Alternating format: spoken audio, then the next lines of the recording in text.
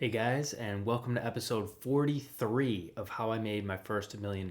Today, we are looking at the numbers from April 1st, 2024, April Fool's Day, but none of this is a joke. It's very serious. All right, let's get to the numbers. Balance sheet, as usual, assets, 82,000. That is up over 21,000 from last month. That is a very significant gain. Liabilities unchanged, 45,000. Net worth up to 37,000, again up 21,000 from last month. So it doubled again. Doubled last month, it doubled this month. But yeah, doubling is kind of a weird way to think about it. Okay, so what happened? Why did assets go up? Well, a ton of cash.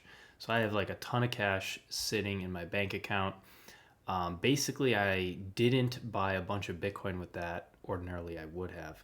But I am waiting to pay federal income taxes, so next week, and I'm also waiting to pay down a debt, which would be probably this guy here. We'll see. Probably this guy, personal loans, next month. So hopefully I can settle that. So that's the plan. Otherwise, I would be buying Bitcoin, but I'm sitting on that cash for those two reasons. Gold was up a little bit. Gold and silver were up a little bit last month. Bitcoin was also up a little bit. And yeah, I got a ton of cash because I got paid twice in the same month. Plus, I got an annual bonus. But since I didn't really work much last year, it's a brand new job. The bonus was not very much. No complaints, just saying. So anyways, that is the balance sheet. The chart. As usual, we got another data point. Look at this, 37,000. We're climbing out of the negatives. This is good momentum. This is good momentum. The last time we were this high, let's see, 37,000. That was also 37,000. 032, 028. Okay, so this was actually more by $4. That's hilarious. Okay, but that was August of 22, April of 24. So in 4 months, it will have been 2 years since we were this high. So 20 months ago.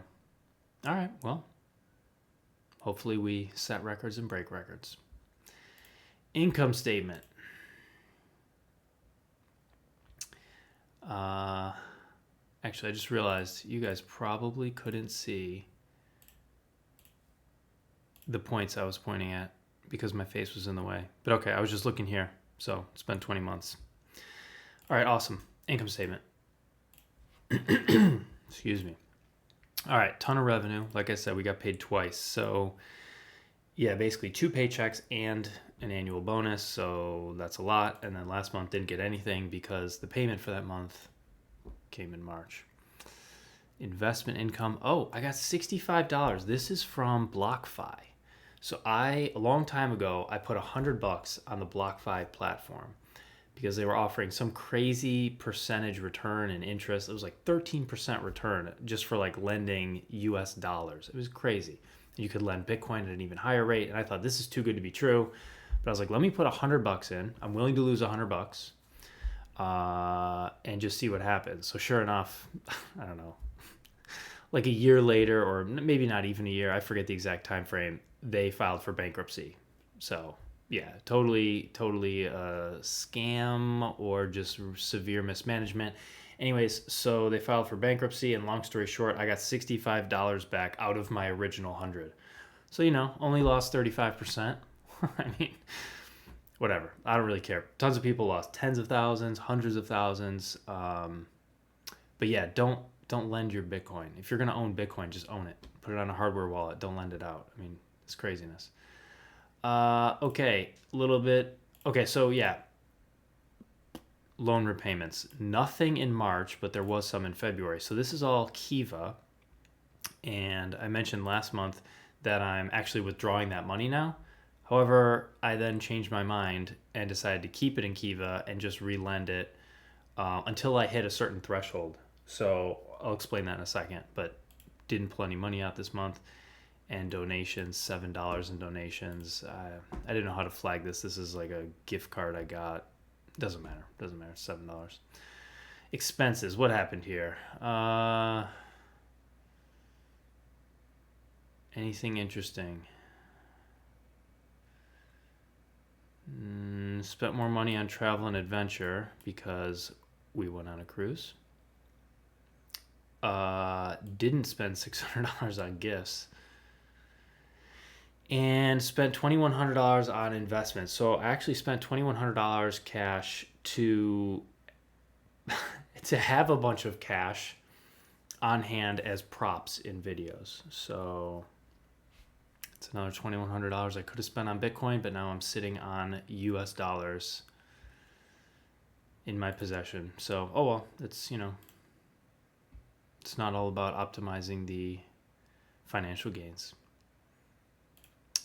Cash flows, what do we got? All right, operating. Obviously, this is tremendously high because, as we talked about, we got paid twice plus a bonus. Otherwise, the category is as expected. Investing, again, I talked about this. So this is basically the $2,100 I spent on a prop, cash, minus the $65 that I got from that bankruptcy settlement. And this is a donation. So yeah, that's the statement of cash flows. Updates. So as I mentioned a minute ago, I stopped withdrawing money from Kiva, and I'm going to relend the existing money that's in there until I reach the 99th percentile of lenders. So, anyone who lends on Kiva has a lending profile, and they rank everyone somehow. They tell you what your percentile is. And I don't know if it's calculated in terms of the number of loans you make, regardless of size, like regardless of dollar value, or if it's total dollars that you've loaned. I don't know. It would make sense that it's one of the two, but it really can't be a combination of the two. That would be super illogical to have like a formula that combines the two. So it's one or the other. And I'm the 98th percentile. I'm in the 98th percentile. And I've been there for months. So I feel like I'm close to reaching the 99th percentile. But I don't really know. So anyways, I'm just going to keep relending what's in there until I reach the 99th percentile, because I think it'd be kind of fun to be in the top 1% of lenders.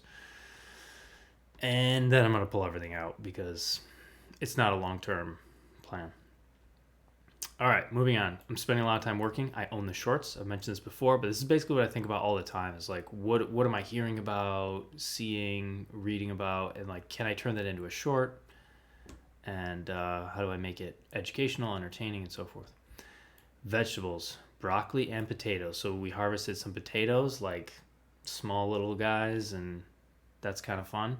So we now have two crops that are working. That's good. Relationship with body. Yeah, I don't really have much to say about this. These are all, or not these are all. These first two are estimates. The other ones are accurate, but I don't know. If you want to, you can pause it if you want to read these. It's not that exciting. Went on a cruise this month with some friends. That was a 7-night cruise. That was really fun. In the Caribbean. Stopped in Honduras and 2 places in Mexico. So it was good. So it was fun to hang out with them. It was fun to be on a cruise. It's my second cruise. And I could see myself doing it more. It's a fun environment. It's amazing being able to just walk to everything that you want to do and see, and food and the gym. All 3 times I lifted weights last month were on the cruise. It was on the cruise ship. So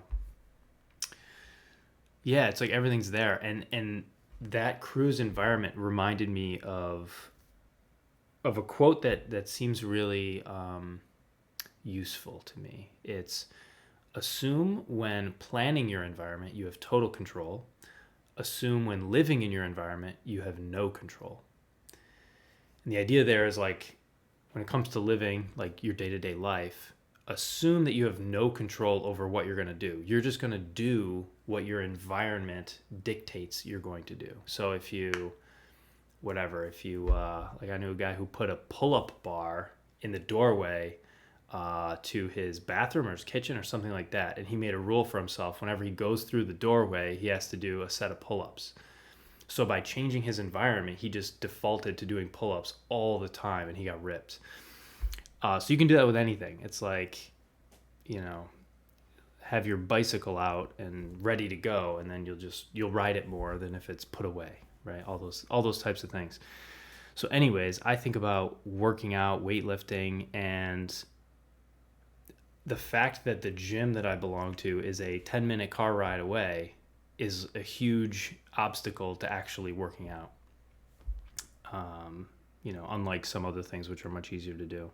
So anyways, just something to think about. I really like the cruise ship environment for working out, for eating, for leisure, for socializing, for adventure, water slides, whatever. It's pretty awesome. So coming back from that was actually a tough adjustment. It took me like 2 full days to like get back to reality, you might say. Anyways, okay, all these other things are pretty typical. No need to comment on them. Relationship with self, same thing with all these. Nothing new here, so I'll breeze right by them. The 2 things I added were that I'm typing 2 books. So I'm actually typing these books. They're 2 of my favorite books. They're both autobiographies. The Surrender Experiment by Michael Singer, Can't Hurt Me by David Goggins. I really like them, and they have probably more in common than people might think. It's really about the power of your mind. Yeah, and it's about how prioritizing a spiritual path. These are not the words that David Goggins would use, absolutely, but by prioritizing your mind and your relationship with like the infinite, you might say, you can do unbelievable things in the physical world, in the financial world, in any world. So, yeah, they sort of had that common thread. So I'm actually typing them. So normally those books are on the shelf behind me, but I have them in the other room because I sit there and type them. So I just I read a sentence and then I type it. I read a sentence and I type it. And I'm just going to type those entire books, start to finish. So, and I'm going to use them sort of as inspiration. Not exactly templates, maybe a little bit templates, but certainly inspiration for my own book. I'm basically going to write it. My book is going to be like an autobiography, much like theirs. And it'll be about my financial journey, understanding money, making so many mistakes, different decisions, trade-offs, all kinds of consequences, and a lot of the stuff that I've talked about in the last, 42 episodes here, and even before that. So that's what I'm doing. That takes a lot of time, actually, typing those books. And one thing it wouldn't be hard to find like actual transcripts. And obviously I could just play the audiobook and use a voice recording software, wouldn't even have to be there. I could just hit the play button and walk away. And it would transcribe it for me. But I actually want to type I want to type every single word of both books. So that's why I'm doing it the way I'm doing. So yeah. That's that. Okay. So how am I thinking? How am I feeling? And what am I doing? Well, that's what I'm doing. I mean, I'm working, doing these activities, typing, and working on my book. How am I thinking? I'm thinking about how insanely important your thoughts are. Like, your thoughts completely dictate your reality. Completely.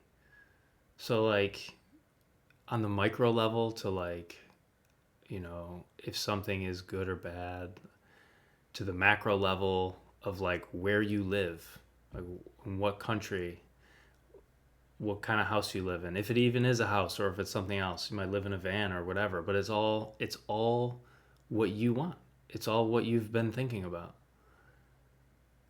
So like wherever you are right now is the product of all your thoughts your entire life. They've all gotten you right now. So if you think it's good or bad, or if you're proud of it or embarrassed or whatever, that's totally on you.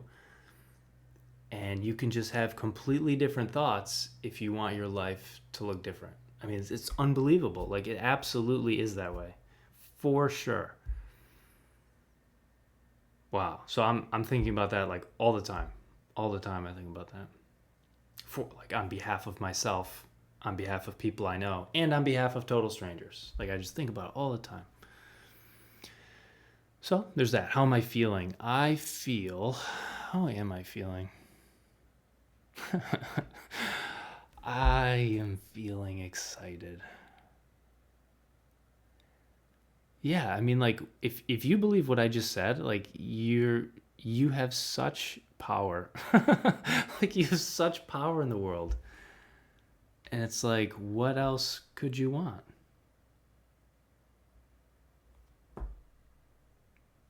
You can literally do anything. You can go anywhere. You could be anyone. You can write your own story. What could be more empowering than that? So yeah, I feel excited, empowered, full of possibility, and just really grateful for everything I have, every one that I have, every opportunity I have.